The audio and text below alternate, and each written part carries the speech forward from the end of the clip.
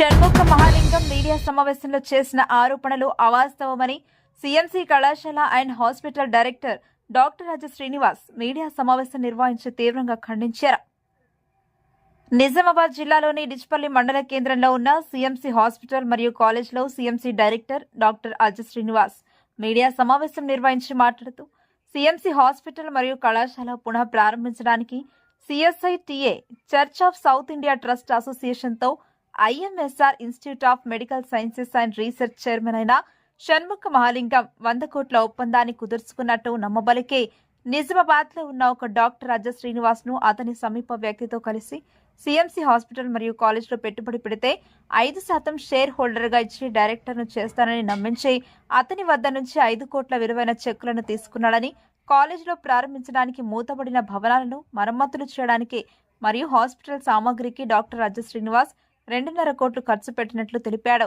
షణ్ముఖ మహాలింగం 3 నెలలుగా సిబ్బందిని నియమించుకుని డాక్టర్లు, నర్సులు, శానిటైజేషన్, హౌస్ కీపింగ్ సిబ్బంది, సెక్యూరిటీ గార్డ్స్, హాస్పిటల్ మరియు కాలేజ్కి కావలసిన సిబ్బంది మొత్తాన్ని ఏర్పరచుకుని గత 3 నెలలుగా పని చేసుకుని వారికి జీతాలు ఇవ్వకుండా మోసం చేశాడన్నారు.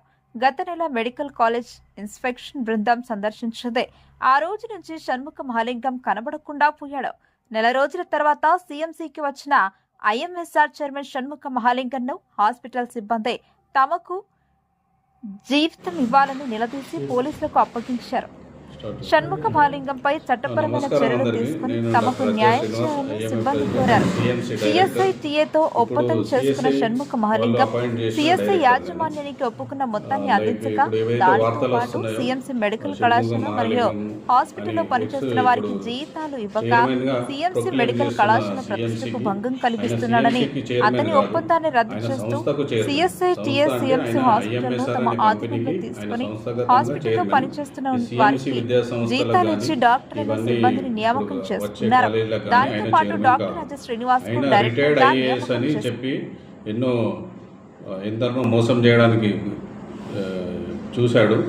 అది మేము పసిగట్టి ఎర్లీగానే నా నుంచి ఇన్వెస్ట్మెంట్ కూడా చేయించినాడు. నాతోని సుమారుగా డైరెక్టర్షిప్ ఇస్తానని ఐఎంఎస్ఆర్ సంస్థకు 5 కోట్ల వర్త్ చెక్స్ తీసుకున్నాడు. యాజ్ ఏ సెక్యూరిటీ డిపాజిట్ లాగా. అవి సెక్యూరిటీ పరంగా నేను ఇచ్చాను. కానీ తను నన్ను యాజ్ ఎ డైరెక్టర్గా ఏదైతే సంస్థ ఉన్నదో ఐఎంఎస్ఆర్ అనే సంస్థకు నాకు డైరెక్టర్గా చేయలేను. కొన్ని టెక్నికల్ రీజన్స్ చూపించి తను డైరెక్టర్గా చేయలేను, అందుకోసము నువ్వు ఇప్పుడైతే సెక్యూరిటీ చెక్స్ ఇవ్వండి మీరు, దాని తర్వాత మీరు ఏదైతే మీరు 5 crores వర్త్ ఆఫ్ చెక్స్ ఇచ్చారు కదా, అవి పూర్తయిన తర్వాత అంటే ఇన్వెస్ట్మెంట్ అంటే వేరియస్ మోడ్స్లో హాస్పిటల్ కల పరికరాలు మరి దానితో పాటు సిబ్బందికి కొందరికి పేమెంట్స్, అనేక ప్లేసెస్లో పేమెంట్స్, పరికరాలు కానీ హాస్పిటల్ డెవలప్మెంట్స్తో కానీ అన్ని పేమెంట్స్ నా నుంచి చేయించాడు. దానికి సంబంధించిన డాక్యుమెంట్స్ మరియు దానికి సంబంధించిన బ్యాంక్ స్టేట్మెంట్స్ మీకు ప్రొవైడ్ చేయగలుగుతాను నేను. దీనికి సంబంధించిన బ్యాంక్ స్టేట్మెంట్స్ కూడా ఉన్నాయి. ఈ బ్యాంక్ స్టేట్మెంట్స్ హెచ్డిఎఫ్సిది ఉన్నది. సిఎస్ఐ సంస్థాగతంగా నాకు ఇచ్చిన అపాయింట్మెంట్ లెటర్ కూడా ఇది ఉంది, మీకు షేర్ చేస్తాను.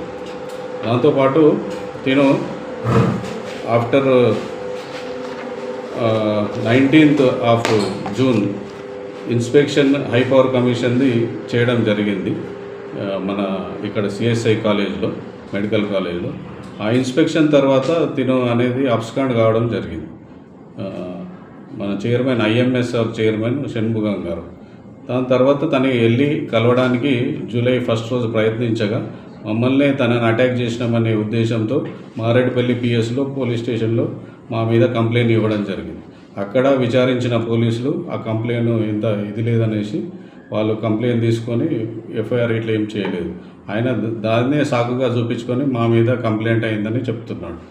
అది మేము గ్రహించి తను ఇలా చేస్తాడని దానికి ముందే నేను 30th of June తనకు నా చెక్స్ రిటర్న్ ఇవ్వమని ఒకటి కంప్లైంట్ మరియు దానికి సంబంధించిన లెటర్ ఇవ్వడం జరిగింది. బ్యాంకు కూడా స్టాప్ పేమెంట్ ఆఫ్ చెక్స్ అనేది కూడా ఇష్యూ చేయడం జరిగింది. నా చెక్స్ ఏం బౌన్స్ కాలేదు, తను చెప్పినట్లు checks staff payment for the not inducting me, నన్ను ఐఎంఎస్ఆర్ అనే సంస్థకు డైరెక్టర్గా ఇండక్ట్ చేయనందుకు నేను స్టాప్ చేయడం జరిగింది.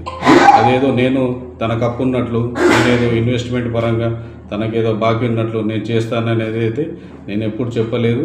తనకు నన్ను డైరెక్టర్గా చేస్తా అంటే ఆ సంస్థకు అప్పుడు దానికి సెక్యూరిటీగా చెక్స్ ఇవ్వడం జరిగింది. ఇదొకటి. రెండోది ఉదంతం ఏంటంటే ఆయన చెప్తున్నాడు వేరియస్ మాధ్యమాలలో, నేను నా పొజిషన్ ఆఫ్ ఐఎంఏ యూజ్ చేసి ఇవన్నీ ఎవరితో డాక్టర్స్తో డబ్బులు తీసుకోవడం అవన్నీ నేను సీరియస్గా ఖండిస్తున్నాను. ఇది అయితే దానికి డిఫమేషన్ సూట్ కూడా వేయడం జరుగుతుంది. ఇదేదో పత్రికాముఖంగా తను ఈరోజు పత్రికా విలేకరుల సమావేశంలో వేరే అనుచితమైన వాక్యాలు మరియు నా పైన ఎన్నో అభియోగాలు ఆరోపణలు చేశారు. అవన్నీ నేను డినే చేస్తున్నాను. నేను నా పరంగా అరౌండ్ 2 crores ఇన్వెస్ట్మెంట్ చేయడం జరిగింది. దానికి సంబంధించిన డాక్యుమెంట్స్ అవన్నీ ఆల్రెడీ పోలీస్ స్టేషన్లో సబ్మిట్ చేయడం జరిగింది. సుమారు మన జూలై 2న నేను సిపి గారిని కలిశాను. Commissioner of police Nizamabad head quarters కలవడం జరిగింది. దాని తర్వాత సిసిఎస్కు నాగేంద్రాచారి గారికి కూడా ఈ ఏదైతే కంప్లైంట్ ఉన్నదో దాన్ని ఫార్వర్డ్ చేయడం జరిగింది. వాళ్ళు పరిశీలించిన తర్వాత ఈయన పైన ఈ అభియోగాలు ఉన్నాయని నిజమని నమ్మి 8th జూలై రోజు డిచ్పల్లి పిఎస్లో ఈ ఎఫ్ఐఆర్ రిజిస్టర్ చేయడం జరిగింది. మరి ఎఫ్ఐఆర్ రిజిస్టర్ అయినా కూడా తినని నాన్ అవైలబుల్ ఉన్నా కూడా తినని అరెస్ట్ చేయడం లేదు. ఈయన బెయిల్ కూడా అప్పీల్ చేశాడు. బెయిల్ కూడా రిజెక్ట్ అయింది. ఎన్నో మాధ్యాలలో పోస్టులో పెడుతున్నాడు. ఈయన చెప్పడం ఏంటంటే 2 నెలలుగా అపోలో హాస్పిటల్లో అడ్మిట్ అయినా అని చెప్తున్నాడు. ఈయన ఏం ట్రీట్మెంట్ చేయించుకున్నాడు, ఎన్ని రోజులు ఎక్కడున్నాడు, ఆయన మధ్యలో కూడా వచ్చి కొన్నిసార్లు పోలీస్ స్టేషన్లో కంప్లైంట్ ఇవ్వడం జరిగింది. లాస్ట్ మంత్ 8th రోజు కూడా రావడం జరిగింది. కంప్లైంట్ ఇచ్చుకుంటూ తిరుగుకుంటా ఇప్పుడేమో 2 నెలలుగా తను హాస్పిటల్లో అడ్మిట్ చేయడం జరిగిందని చెప్తున్నాడు. హాస్పిటల్ అడ్మిట్ అయితే దానికి ఏం ట్రీట్మెంట్ చేసుకున్నాడో చూపించుకోమని చెప్పండి. దాన్ని పత్రికాముఖంగా తెలియపరచమని చెప్పండి, అయితే తెలుస్తుంది. ఈయన మొత్తం పెద్ద చీటరు, ఐఏఎస్గా అని చెప్పేసి అందరినీ చీట్ చేస్తున్నాడు. ఈయన ప్రతి ఒక్కరిని తిన ఉద్దేశం ఏంటంటే అందరినీ వాడుకొని వదిలేసే ధోరణి. ఎవరితో ఎంత పని అవుతుందో అంత నమ్మించి మోసం చేసే వ్యక్తి ఈయన. పెద్ద చీటరు, ఎవరు నమ్మకూడదు తినని. ఇది సిఎస్ఐ వాళ్ళతో కూడా అగ్రిమెంట్ చేయించుకొని వాళ్ళకు కూడా అగ్రిమెంట్ పరంగా తను 1 crore చెల్లించాల్సింది ఉండే as a part of agreement. అది కూడా చెక్స్ ఇచ్చాడు, కానీ డబ్బులు లేవు, అవి డినే అయిపోయాయి.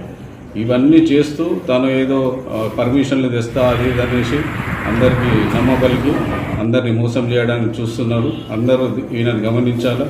ఈయన వేరియస్ కెపాసిటీలో ఆయనకు అడిగితే వేరియస్ డిపార్ట్మెంట్స్లో పనిచేసినా అని చెప్తున్నాడు. ఏ డిపార్ట్మెంట్లో ఎప్పుడు ఏ సంవత్సరం పనిచేశాడో చెప్పమని చెప్పండి.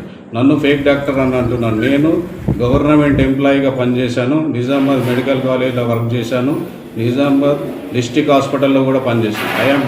I was government employee. నన్ను ఫేక్ డాక్టర్ అని ఏదో అభియోగాలు మోస్తున్నాడు. నా రిజిస్ట్రేషన్ నేషనల్ మెడికల్ కౌన్సిల్లో ప్లస్ ఈవెన్ తెలంగాణ మెడికల్ కౌన్సిల్లో రిజిస్టర్డ్. కావాలంటే చెక్ చేసుకోండి, నా నంబరు అవన్నీ ఉంటాయి. మీరు ఇప్పుడే కావాలంటే పత్రికాముఖంగా తెలియజేస్తున్న ఏంటంటే నా క్రెడెన్షియల్స్ అవన్నీ మీకు అన్నీ అందుబాటులో ఉన్నాయి, కౌన్సిల్స్ దగ్గర ఉన్నాయి. నేను as a government employee I worked in government for 2008 నుంచి 2011 దాకా వర్క్ చేశాను. దేర్ ఆఫ్టర్ నాకు పర్మనెంట్ జాబ్ కూడా సిఏఎస్గా భూదన్లో పోస్టింగ్ వచ్చిన స్పెషలిస్ట్ అయిన తర్వాత I was working in Nizamabad various స్పెషాలిటీస్లో అంటే వేరియస్ హాస్పిటల్స్లో వర్కింగ్ ఐఎంఏ యాక్టివిటీస్. అండ్ నేను తానా ప్రెసిడెంట్గా ఉండే కోవిడ్ టైంలో we did many social activities. ఇవన్నీ అయిపోతే ఇవన్నీ అలిగేషన్స్ ఏవైతే నా మీద చేస్తున్నాడో పత్రికాముఖంగా నేను దీన్ని డినై చేస్తున్నాను. ఆయననే పెద్ద చీటరు. మీరు కావాలంటే పత్రికాముఖంగా తనకు అడగండి ఏ పోస్ట్లో ఎక్కడ ఉన్నాడో అనేది కనుక్కోండి. ఆయన ఏం ఆన్సర్ చేయలేదు. కావాలంటే ఆయన ఒక పక్క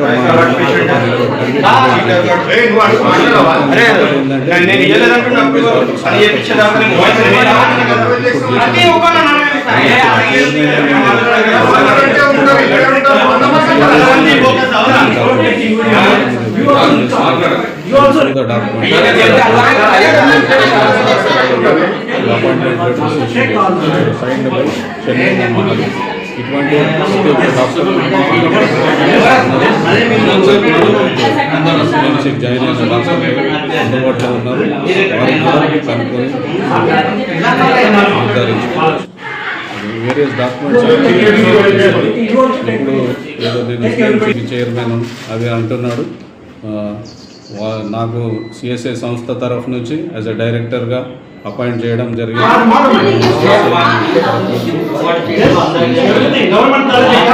CST church of south India trust association తరఫు నుంచి I'm appointed as a director